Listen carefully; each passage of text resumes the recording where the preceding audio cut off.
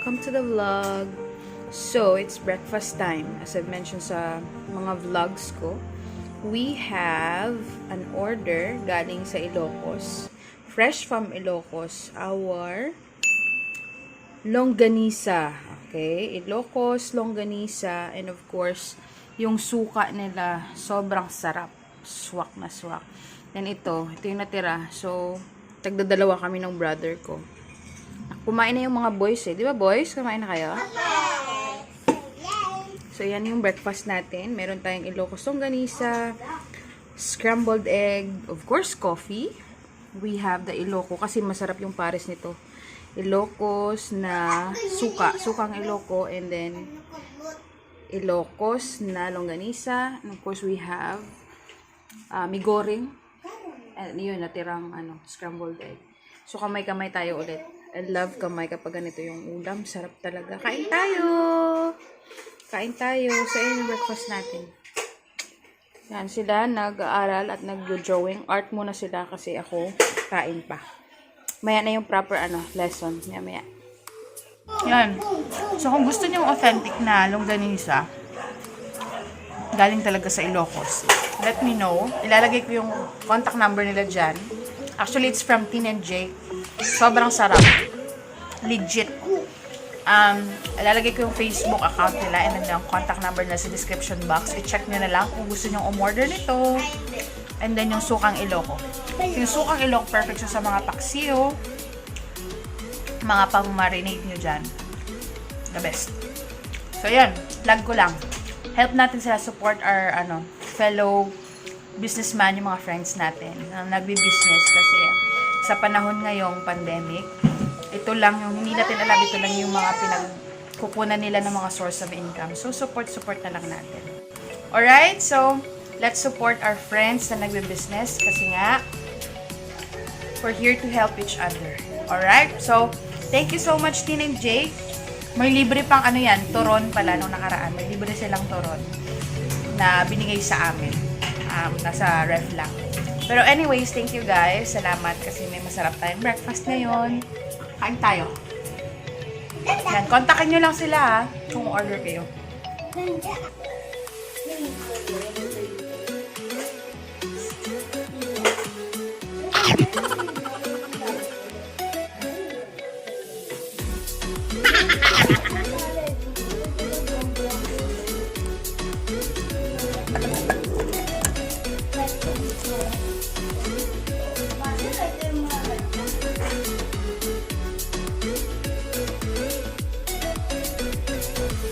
It's Monday and of course, aral day na naman for the boys. So, Module 4. We're done with Araling Panlipunan, English. Then today, we will have Edukasyon sa Pagpapakatao. So, we will discuss this with the boys in a while. Alright, samahan nyo ko. Aral tayo today.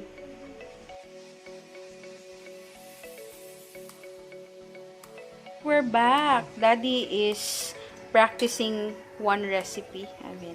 Isang recipe nakita namin sa Marion's Kitchen. Okay? Kasi we're trying to do another video for our kitchen. Ano nga ba yan? Kitchen covers! Sa aming kitchen covers. Yes. So, today, pinapractice namin ngayon. So, abangan nyo. So, if it's good today, then i-upload namin siya sa aming kitchen covers. Ayan. So, it's a chicken recipe to, Dad, no? Ayan. Then, ito yung mga kanyang ingredients. So, I think, since kinote niya, iprituin niya yan. So, abangan natin. So, may umorder kami ng pimiento. This is a homemade pimiento by Ate Aida Specialties. Good things are meant to share. Natikman ko na siya. For me, it's good. Parang pang diet siya na na lasa. Homemade siya ha.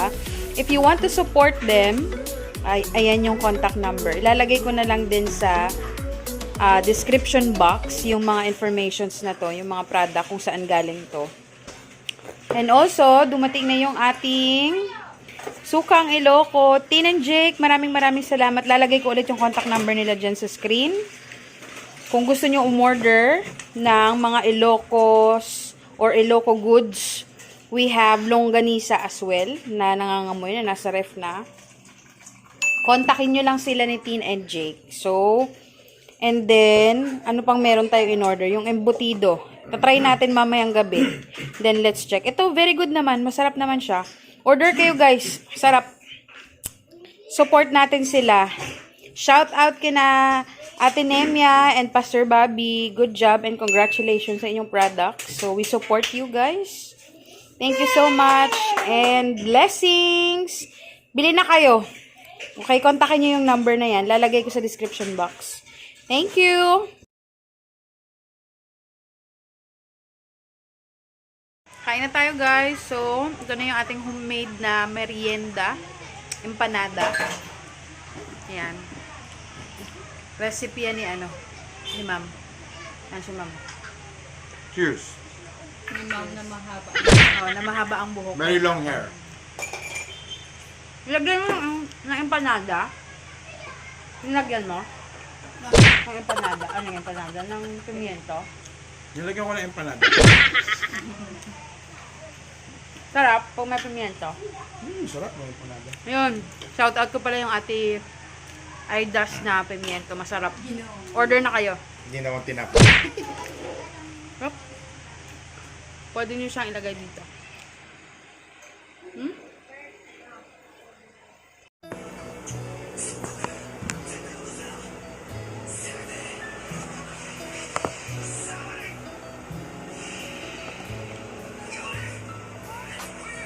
Sugar dolls. So, binili ko ito nakaraan sa Shopee. Yung premium powder lip ink. Ito sa mga everyday dito lip tint ko. So, try natin siya. Hindi lang. Kakatapos na ito maligo. Konti lang.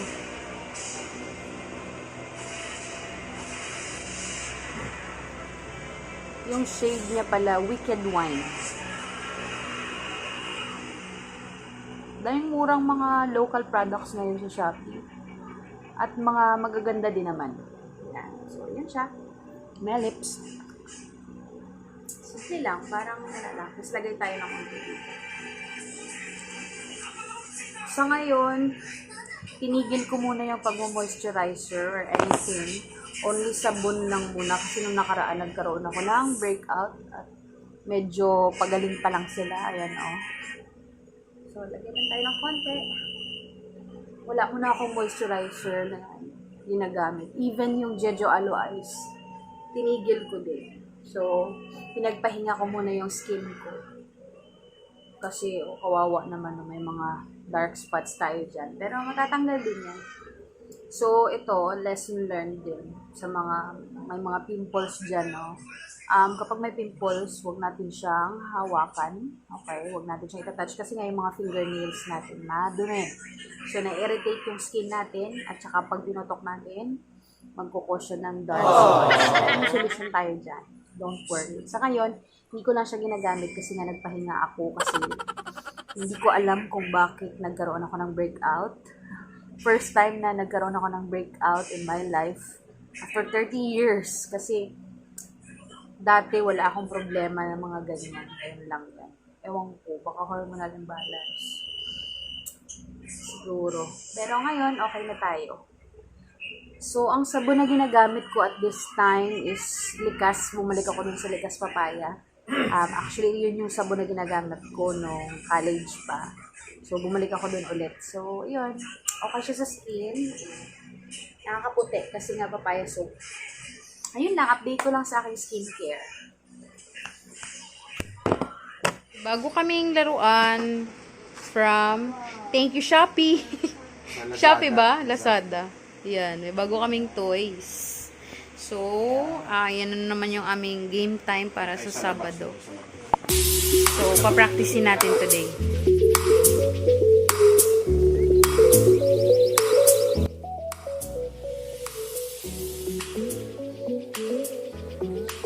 Matagal ko na siya pinapangarap. Pinapangarap. Ang dami nang ligaw sa akin tungkol dito.